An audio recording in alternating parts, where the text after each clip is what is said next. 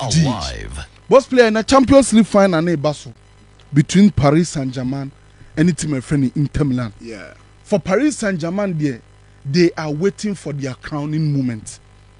Boss player, sika omudie wura team nim. Project upon project. Almost 30 years no.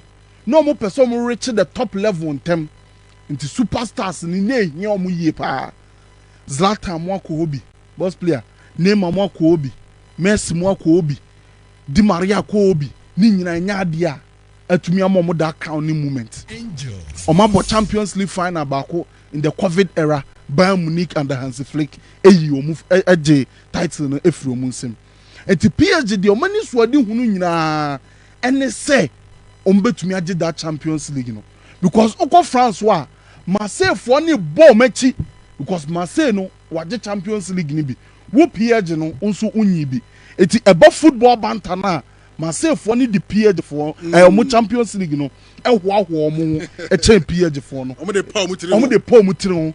Eti PSG for ni train that crowning moment. For Inter Milan for no omo train say omo so betumi extend omo legacy no because imagine 3 times until they are waiting for the 4th Champions League trophy. Eti ene akwaye say they onyi bi da a wo discussion team mu yie pa e pese ogibi ena they wagibi da no pese or extending the record no from 3 times to 4 times.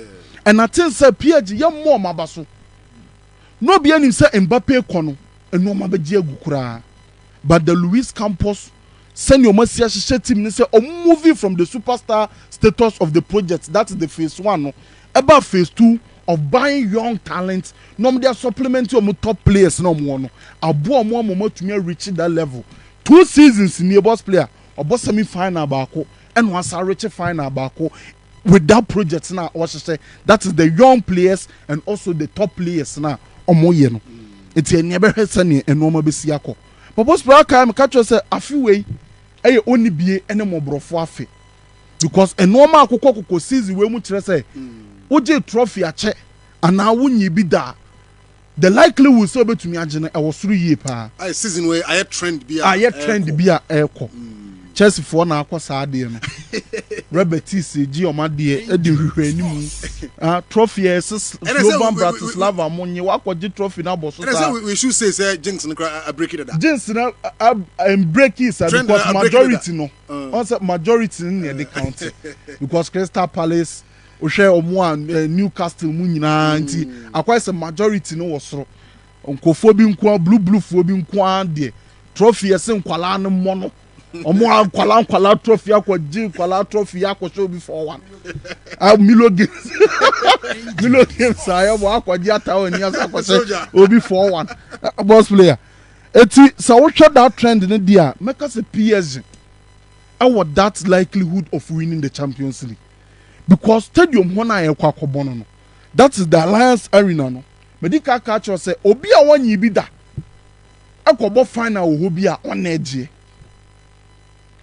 stadium na yakobo ho no Alliance Arena Bayern Munich for stadium ho no se yakobo Champions League final ho na finalist mienu no omo bonse bia obaba onyi bi da no onetaje sa final no eti mama example 1979 our stadium ha Nottingham Forest versus Malmo Nottingham Forest first timers omunso eje Tima your friend Marseille any AC Milan 1993 Marseille eje abedipele mu team no 1997 Dortmund any Juventus Dortmund eje Matthias Sammer emunso team no 2012 Chelsea versus Bayern Munich Chelsea enso je it's the first timers no some quite finalists no more ball stadium one the chance of winning that trophy ne awosoro and then teams mienu no more kobon why na first timer why na enyi bi da Angels. PSG eti per the record na e stadium one day PSG for no babon pa say ebetumi follow sa babos player nim say football there bibia etumi si e wo game logic nim follow sa logic nim follow that pursuit nti bibia betumi asi wo game nim ye hwe the tactical aspect of the game ne hwe kwan a two teams no will match against each other o hwe Inter Milan na hwe PSG similarities e wo mu ntem because omu mienu nyina omu ye positional side. And in terms of say occupying positions on the field, omu mienu omu use super. In terms of the structure, you see similarities in the structure because PSG 4-3-3, 4-2-4, 3-2-5. Inter Milan so 4-2-4, 3-2-5. It wants a structure and also similarities and so in terms of rotations, two teams ni nyina epe rotations. Inter a heavy rotational side, PSG so a rotations from the first line to the last line. That is the defensive line, midfield line, attacking line. Rotations room. The same applies to Inter Milan from the defensive line, midfield line, and the attacking line. So you see that same rotations. Omumienu nyina omu tempo no omu mpe fast tempo, a low medium tempo, meaning say omu mobo ni gidi. It was some similarities between them no. But the key difference between these two teams is the means of ball progression. Okay. Inter a passing dependence in terms of progression. And a PSG a passing and dribbling dependency in terms of progression. It is Inter no pass pa. In the Serie A, all teams are on train. Inter Milan. On train. Champions League, Inter Milan. On train. On pass pa. Passing. Oba PSG so League A no on the leading dribbles. Champions League on the leading dribbles attempted pa. Oh, okay. It's where you're passing dependency. Where you're passing and dribbling dependency. Mashada na me highlight it and because important in some near Babeka. But okay, sir, on paper, we be catch say as me say Baku advantage chair Baku. Because if I can pass and dribble at the same time, okay. Now with the passing, when I rely on it seems me a little advantage. Yes, and true. Yes, me know your dream. Because dribbling is important. Dribbling there. Any time be na pass no boy beko. Sometimes you be on one individually. Obetumi age atwinipa 1 or 2. But Inter no ono star we no aboache. Ne lie pa. And Inter obe pass ball na. Meaning say we create space and oba be ball too. Eti mama scenario bi. Makato say obi be a friend positional superiority. Yeah. Meaning say ugina space ni. It is ugina in between the lines a more advantage over the opponent. And what dynamic superiority.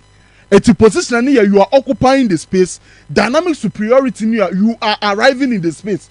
Interfor dynamic superiority arriving in the space. Yeah. Now, so what in a space ma air for say will be better. But if you are arriving in the space, air didn't say will be better.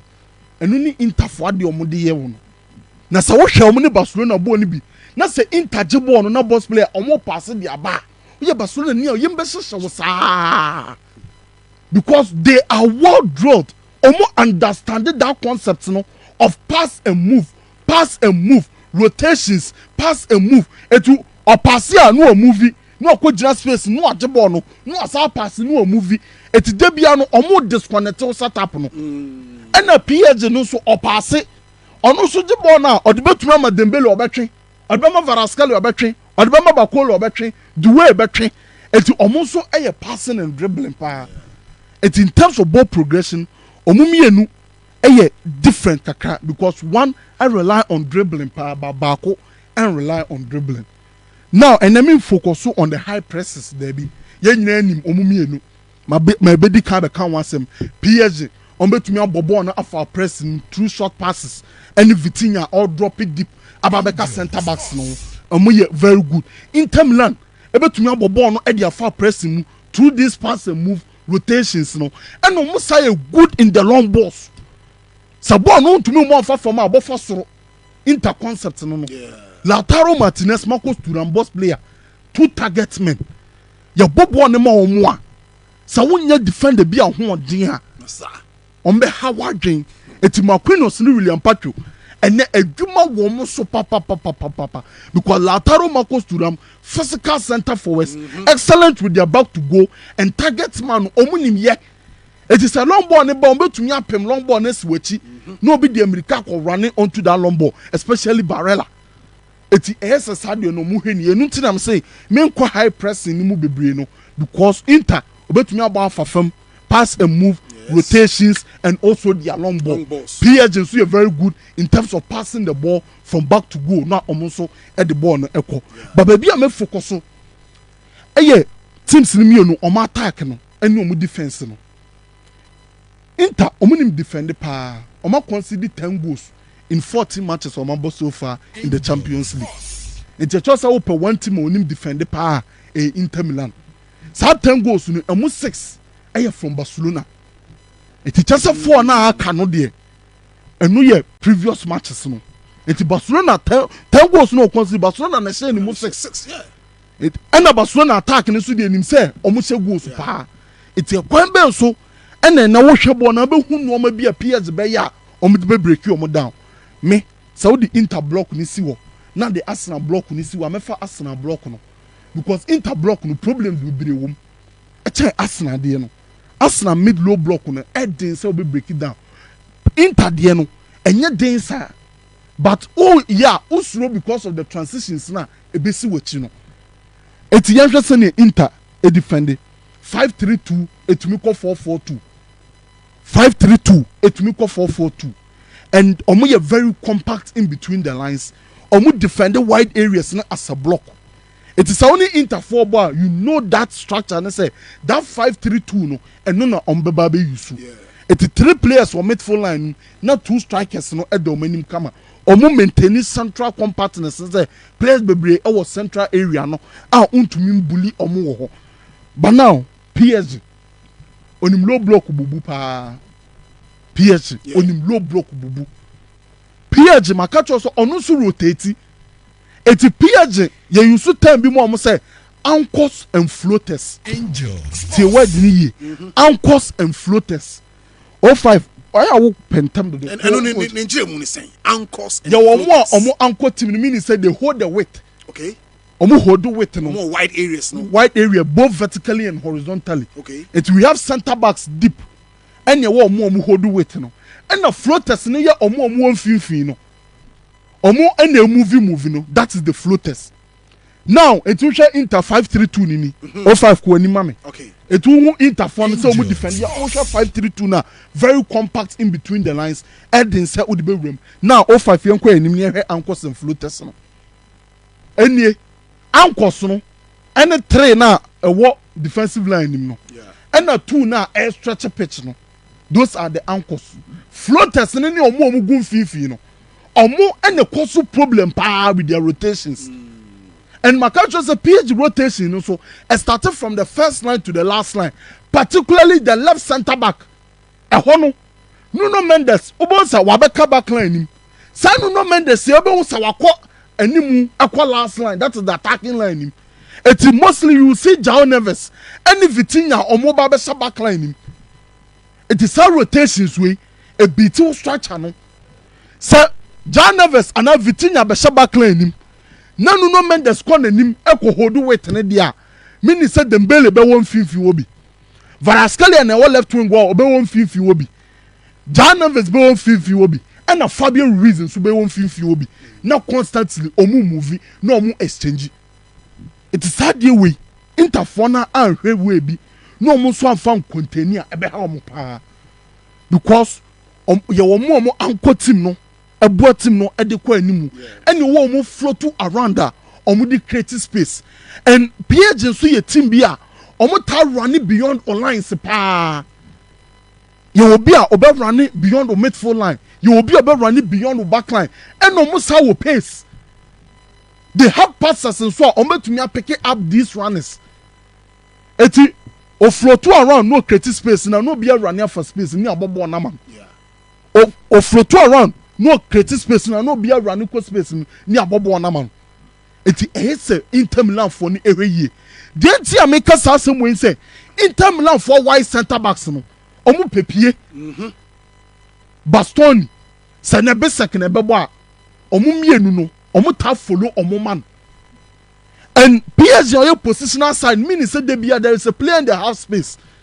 eti or some flow to now or has space in him no so or drop rubber now within a chair space a better back line it to 05 kwa ni mame ni ehwe kwa na Barcelona 4 person omo de ye omo no constantly Bastoni and Eddie Danny Omo Chino. Space a better backline. Ofa Saku and Imam Yes, I heard another example. Ubo say, was side the Nechi, Bastoni aside the Nechi, space a better backline. Wait a bit to me automatism be a PhD baby. It will bet me about attractive, no pull you off the backline. Space never tower. Now, a seraph came in the American fast space near Bobo not to name. It that flotations no more sorry rotations now omoyeno a bit to near her PhD in terms of pulling their wide center backs out of the back line and also a moment for treno omunsu mostly oboso omunsu APA at the Babeka front two no until Inter Milan should be very careful of the rotations now team and friend in PSG no apart from the rotation the 1v1's ability. Varaskelia on one side, yes. Nuno Mendes on one side, and now Oba Hansu Desire Duemo and so waha, Dembele and Sunimche. It will more rotating on police space, no matter players and so many. And how do you beat down these low blocks? We have 1v1 abilities, and 1v1 abilities in the PSG possess Varaskelia in the 1v1s against the Dufris. A BFSA. Desire Due on one side against the Marco, no credit the Marco, the Anna train for Kakra. It is how 1v1s win. A very, very key. Say Inter to me containing this 1v1s about one moment to me winning match because a individual duels. Yes. Oh, we need that individual duel against the winger, meaning say, Utim no, what putting on a higher way of winning. But Obabia no between as a coach in find the solution. It has a double up on Sa winger no. Or double up our play about free baby and a day baba boa. To say they are no more Lami Yamano, Mikitarian Baba Boa, the Malqua, meaning say Mikitarian Finfi one or just space war. Until apart from the rotation, the 1v1 ability of Team and Freno, PSG, and so to me beat it down the 5-3-2, a 5-3-2-4-4-2 block of Inter Milan. Yeah, Arsenal, sorry. PSG phone, Inter phone, so to me be Tiomo. Me perceive one critical be a PSG. PSG, omu press higher, omu marking in their midfield, omu defending in their mid block, low blocker. They also man mark in the midfield. Omu no midfield man marking omu de. And some midfield man marking way against a fluid side. No one here was so best no because fluidity. A BT man marking, fluidity, a BT man marking, and not that Inter Milan will share Gasparini be our son. No, almost share Atalanta be our almost a 3-4. Gasparini on says Simeone Inzaghi Inter Milan da because Gasparini per man to man and the Inter fluid. And to some man to man and need that fluidity in the share fluidity in the be able because when you have or moving or pull you. It will move and no creative passing lane. No, Obia Bejinem no abeje. No so movie. Sa pass and move there. Ebe Howard. And sa midfield man marking way. Sa what kai Arsenal for? Omo created 2 chances directly from that midfield man marking. Rice and Louis Kelly. Louis Kelly jebo no eno dane no ho. Otwe ya no be pass Martinelli. Eno Obama Donnarumma chino. And at the same thing, Rice and so yeah, Rice and so G no done no, and also by passing my Trozard and I don't know room at chino. It is some man to man no me ya midfield no. Meaning say oh quiet Chala no Barella and Mkhitaryan.